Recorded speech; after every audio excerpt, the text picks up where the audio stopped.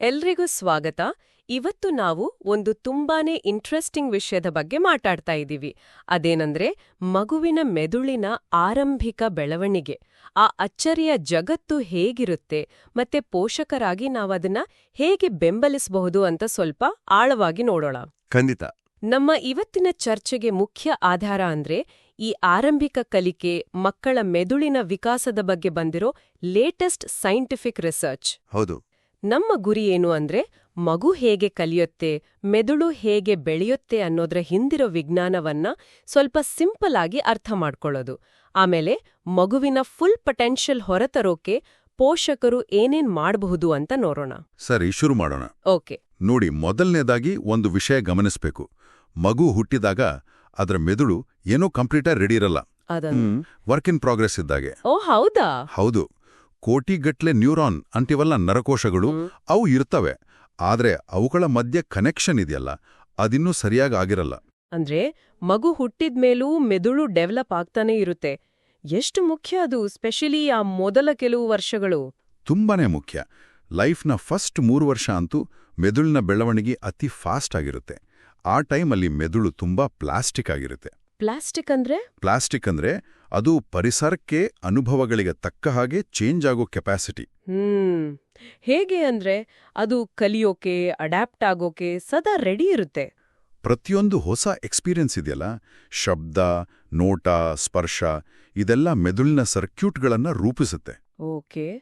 ಹಾಗಾದ್ರೆ ಈ ಅನುಭವಗಳು ಆ ಕನೆಕ್ಷನ್ಗಳನ್ನ ಹೇಗ್ ಬಿಲ್ಡ್ ಮಾಡ್ತವೆ? ಆ ಸರ್ವ್ ಅಂಡ್ ರಿಟರ್ನ್ ಅಂತ ಕೇಳಿದೀವಿ, ಅದ್ರ ಬಗ್ಗೆ ಸ್ವಲ್ಪ ಹೇಳ್ತೀರಾ? ಖಂಡಿತ. ಸರ್ವ್ ಅಂಡ್ ರಿಟರ್ನ್ ಅಂದ್ರೆ ಸಿಂಪಲ್ ಆಗಿ ಹೇಳೋದಾದ್ರೆ ಅದು ಮಗು ಮತ್ತು ಪೋಷಕರ ಮಧ್ಯೆ ನಡೆಯೋ ಒಂದು ಸಂವಾದ. ಮಗು ಒಂದು ಸರ್ವ್ ಮಾಡುತ್ತೆ. ಸರ್ವ್ ಅಂದ್ರೆ ಅದು ನಗು ಇರ್ಬೋದು, ಅಥವಾ ಏನೋ ಒಂದು ಸೌಂಡ್ ಮಾಡೋದು, ಇಲ್ಲ ಸುಮ್ಮನೆ ನೋಡೋದಿರ್ಬೋದು. ಅದಕ್ಕೆ ಪೋಷಕರು ತಕ್ಷಣ ರೆಸ್ಪಾಂಡ್ ಮಾಡ್ತಾರಲ್ಲ, ಅಂದ್ರೆ ರಿಟರ್ನ್ ಮಾಡ್ತಾರೆ. ಆವಾಗ ಮೆದುಳಲ್ಲಿರೋ ಒಂದು ನರಸಂಪರ್ಕ ಸ್ಟ್ರಾಂಗ್ ಆಗುತ್ತೆ. ಈ ತರ ಸತತವಾಗಿ ನಡೀತಾ ಇದ್ರೆ ಅದು ಭಾಷೆ, ಸೋಷಿಯಲ್ ಸ್ಕಿಲ್ಸ್, ಎಮೋಷನಲ್ ಕಂಟ್ರೋಲ್ ಎಲ್ಲದಕ್ಕೂ ಒಂದೊಳ್ಳೆ ಫೌಂಡೇಶನ್ ಹಾಕತ್ತೆ. ಓ, ಇದು ಎಷ್ಟು ಸಿಂಪಲ್ ಆದ್ರೂ ಎಷ್ಟು ಪವರ್ಫುಲ್ ಅಲ್ವಾ? ಹಾಗಾದ್ರೆ ಮಗುಗೆ ಅರ್ಥ ಆಗ್ತಿಲ್ಲ ಅಂದ್ರೂ ನಾವು ಮಾತಾಡ್ತಾ ಇರೋದು, ಹಾಡ್ ಹೇಳೋದು ಎಲ್ಲ ಮುಖ್ಯನಾ? ಖಂಡಿತವಾಗಿಯೂ ಮುಖ್ಯ. ಮತ್ತೆ ಆ ಪೇರೆಂಟೀಸ್ ಅಂತ ಒಂದು ಶೈಲಿ ಇದೆಯಲ್ಲ. ಹೌದು, ಪೇರೆಂಟೀಸ್ ಅಂದ್ರೆ ಮಕ್ಕಳ ಜೊತೆ ಮಾತಾಡುವಾಗ ಸ್ವಲ್ಪ ಉತ್ಸಾಹದಿಂದ, ಧ್ವನಿ ಸ್ವಲ್ಪ ಏರಿಸಿ, ನಿಧಾನವಾಗಿ ಮಾತಾಡೋದು. ರಿಸರ್ಚ್ ಏನ್ ಹೇಳುತ್ತೆ ಅಂದ್ರೆ ಈ ಸ್ಟೈಲ್ ಇದೆಯಲ್ಲ, ಇದು ಮಕ್ಕಳ ಭಾಷಾ ಬೆಳವಣಿಗೆಯನ್ನ ಜಾಸ್ತಿ ಮಾಡುತ್ತೆ. ಒಂದು ಸ್ಟಡಿಲಿ ನೋಡಿದ್ರು ಈ ತರ ಜಾಸ್ತಿ ಮಾತಾಡಿದ ಪೋಷಕರ ಮಕ್ಕಳು 2 ವರ್ಷಕ್ಕೆ ಸುಮಾರು 433 ಪದ ಕಲ್ತಿದ್ರು. ಅದೇ ಕಮ್ಮಿ ಮಾತಾಡೋ ಕಡೆ ಬರೀ 163 ಪದಗಳು. ಇದು ಬರೀ ಪದಗಳ ಸಂಖ್ಯೆ ಅಲ್ಲ, ಇದು ಮೆದುಳಿನ ಆ ಭಾಷಾ ಕೇಂದ್ರಗಳು ಎಷ್ಟು ಚೆನ್ನಾಗಿ ಡೆವಲಪ್ ಆಗ್ತಿವೆ ಅನ್ನೋದರ ಸೂಚನೆ. ಇಂಟ್ರೆಸ್ಟಿಂಗ್. ಅಷ್ಟೇ ಅಲ್ಲ, ಮಕ್ಕಳು ಇಮಿಟೇಟ್ ಮಾಡ್ತಾರಲ್ಲ, ಅನುಕರಣೆ, ದೊಡ್ಡೋರು ಮಾಡೋದನ್ನ ನೋಡಿ ಮಾಡೋದು, ಆಟಿಕೆ ಫೋನ್ ಇಲ್ಕೊಂಡ್ ಮಾತಾಡೋ ಥರ. ಹೌದು. ಅನುಕರಣೆ ಅನ್ನೋದು ಕಲಿಕೆಯ ಒಂದು ದೊಡ್ಡ ಭಾಗ. ಮಕ್ಕಳು ತಮ್ಮ ಸುತ್ತ ಇರೋರ್ನ, ಮುಖ್ಯವಾಗಿ ಅಪ್ಪ ಅಮ್ಮನ್ನ ನೋಡಿ ಅವರ ಹಾಗೆ ನಡ್ಕೊಳ್ಳೋದು, ಮಾತಾಡೋದು, ಅದನ್ನೆಲ್ಲ ಕಾಪಿ ಮಾಡ್ತಾರೆ. ಇದು ಸೋಷಿಯಲ್ ಮತ್ತೆ ಕಾಗ್ನಿಟಿವ್ ಸ್ಕಿಲ್ಸ್ ಡೆವಲಪ್ ಆಗೋಕೆ ತುಂಬಾ ಹೆಲ್ಪ್ ಮಾಡುತ್ತೆ. ಸರಿ, ಈಗ ಪ್ರೂನಿಂಗ್ ಅಂತ ಇನ್ನೊಂದು ಪ್ರೋಸೆಸ್ ಇದೆ ಅಂದ್ರಲ್ಲ, ಏನದು? ಮಗುಗೆ ಸುಮಾರು 3 ವರ್ಷ ಆಗೋ ಹೊತ್ತಿಗೆ ಅವರ ಮೆದುಳಿನಲ್ಲಿ ದೊಡ್ಡೋರಿಗಿಂತ ಜಾಸ್ತಿ ನರಸಂಪರ್ಕಗಳು, ಅಂದ್ರೆ ಸಿನಾಪ್ಟಿಕ್ ಕನೆಕ್ಷನ್ಸ್ ಇರ್ತವೆ. ಆಮೇಲೆ ಪ್ರೂನಿಂಗ್ ಅಂತ ಶುರುವಾಗುತ್ತೆ.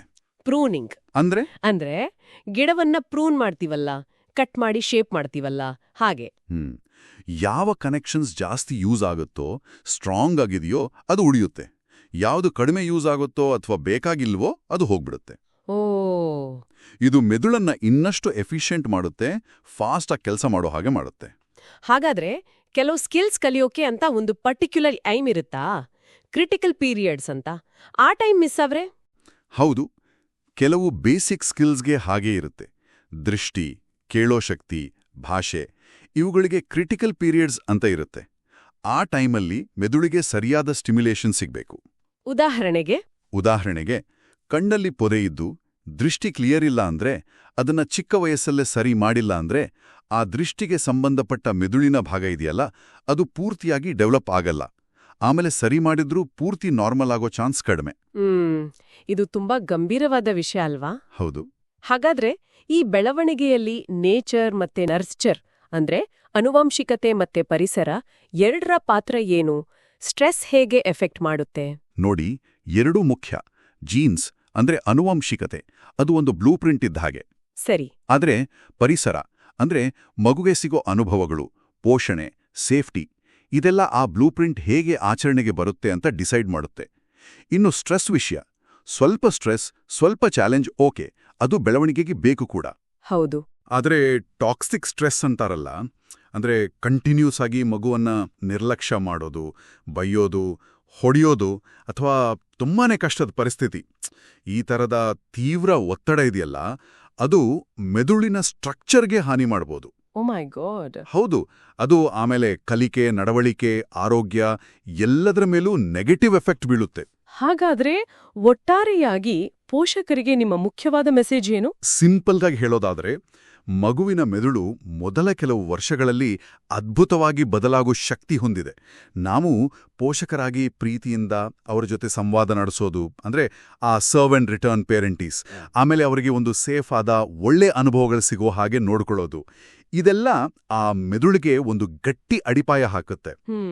ಈ ಮೊದಲ ವರ್ಷಗಳು ಮಗುವಿನ ಫ್ಯೂಚರ್ ಲರ್ನಿಂಗ್, ಅವರ ಒಟ್ಟು ವೆಲ್ಬೀಯಿಂಗಿಗೆ ತುಂಬಾನೇ ಇಂಪಾರ್ಟೆಂಟ್.